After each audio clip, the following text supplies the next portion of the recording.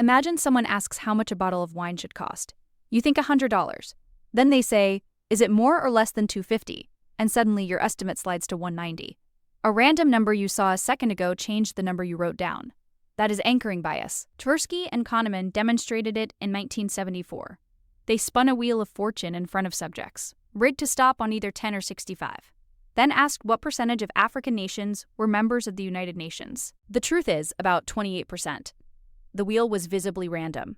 Everyone in the room knew it. When the wheel stopped at 10, the median estimate was about 25%. Subjects didn't write down 10, they adjusted upward toward what they thought the truth was. But the adjustment stopped early.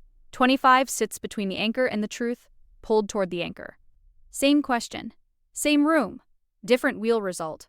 When the wheel stopped at 65, the median estimate jumped to about 45%.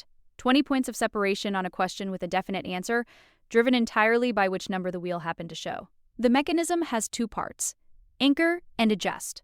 People start from the anchor and shift toward the truth, but the adjustment terminates at the edge of plausibility, not at the center. Selective accessibility. Thinking about the anchor primes anchor consistent information in memory, which then dominates the estimate. Both predict the same poll. Ariely, Lowenstein, and Prelek, 2003. MIT MBA students wrote the last two digits of their social security number, then bid in a real auction for wine, chocolates, electronics. Students whose SSN ended in the high-range bid 60 to 120% more for the same items. A number everyone knew was irrelevant. Still moved real money. Negotiations.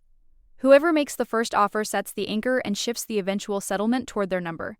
Galinsky and Nussweiler showed this in 2001, and the field literature on salary negotiations and M&A deals confirms it.